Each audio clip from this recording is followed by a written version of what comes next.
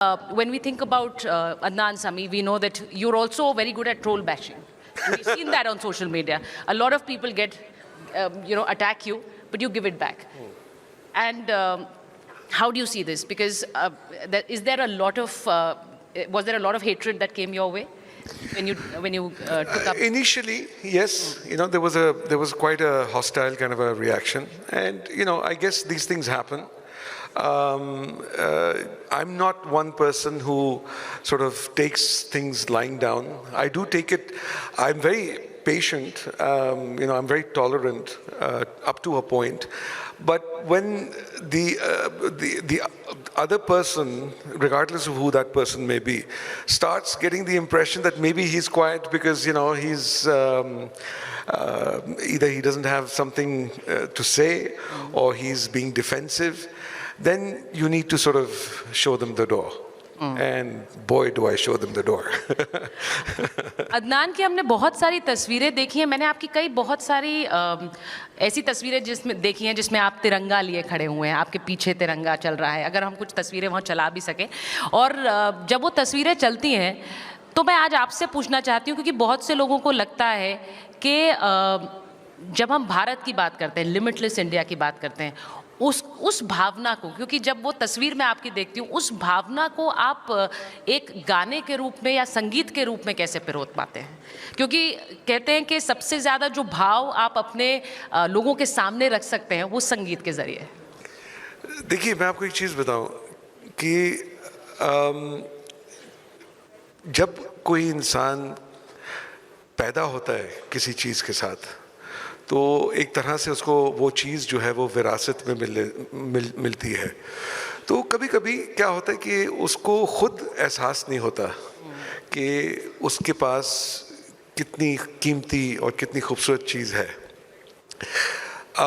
तो लिहाजा कभी कभी they sort of don't value it and they sometimes take it for granted,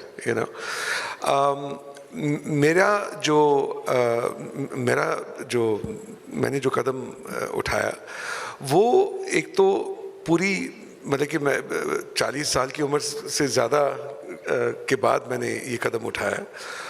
And it was a very, very informed decision because I had lived in different parts of the world. I had seen what the other part of the world has to offer.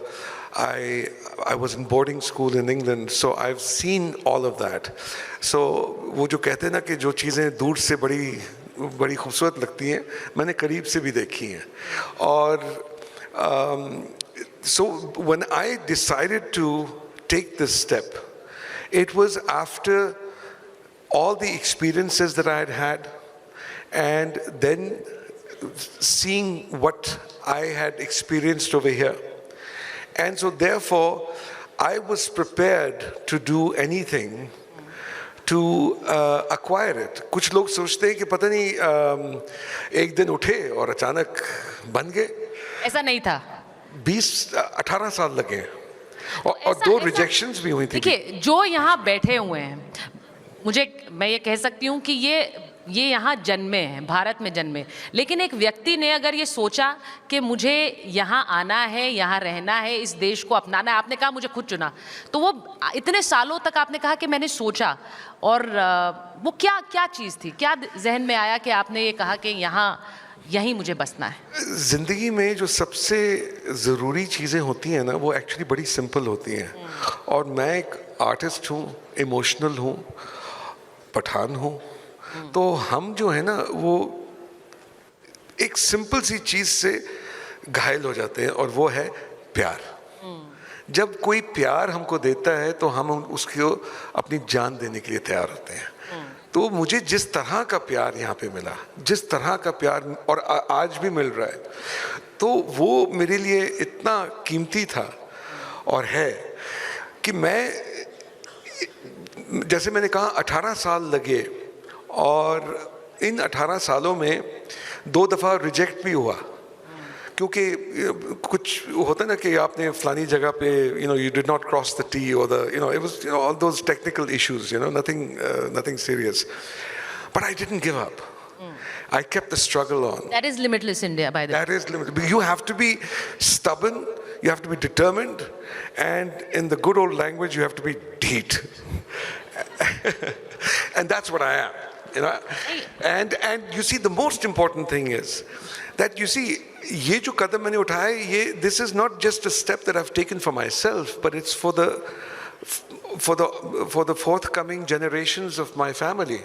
And so my daughter is here, Medina is here, and you know, I keep telling her the value of what it is to be a patriot. And that is something that I want her to know, that, you know, and I know the generations to come, that, you know, it did not come easy. So don't ever take it for granted. I had to really, really struggle for it. And I'm so happy that I did. And I'm just overwhelmed by the love that I have over here. So, you know, not every bit of it was worth it. So beautiful. और जैसा अदनान कह रहे हैं कि देश प्रेम को लेकर तो हम सब ढीठ हैं, उसमें कोई कॉम्प्रोमाइज़ है नहीं. मैं सही कह रही हूँ ना? देश प्रेम को लेकर ढीठ होना पड़ता है, और हम सब जो एक भावना महसूस करते हैं, वो I think it the thread runs through the auditorium today. I think we all of us feel the same. But अगर हम ढीठ ना होते ना, तो अंग्रेज कभी ना जाते. ब्यूटीफुल.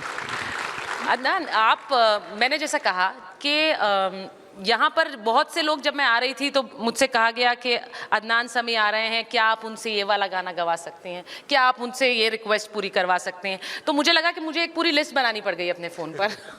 पर मैं आपसे बोलूँगी कि हमारी ऑडियंसेस के लिए, क्योंकि आज ये लिमिटलेस इंडिया की थीम है, अगर कोई ऐसा आप तराना हमारे दर्शकों के लिए दे पाएँ जो शायद एक भावना को रख सकता है जो हमारे देश के प्रति है, या फिर जो आप सोचते हैं कि एक सोच आपकी है देश के प्रति. देखिए, बात यह कि जैसे मैंने थोड़ी देर पहले कहा कि इस देश में इतनी अलग अलग किस्म की डाइवर्सिटी है, और ये अलग अलग चेहरे जो हैं, ये सब इकट्ठे होके एक बहुत खूबसूरत चेहरा बनाते हैं.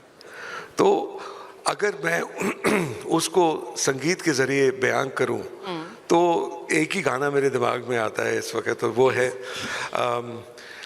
ये ज़मीं रुक जाए, आसमां झुक जाए, तेरा चेहरा जब नजर आए, ओ तेरा चेहरा जब नजर आए, ये ज़मीं रुक जाए, आसमां झुक जाए, तेरा चेहरा जब नजर आए, हो तेरा चेहरा जब नजर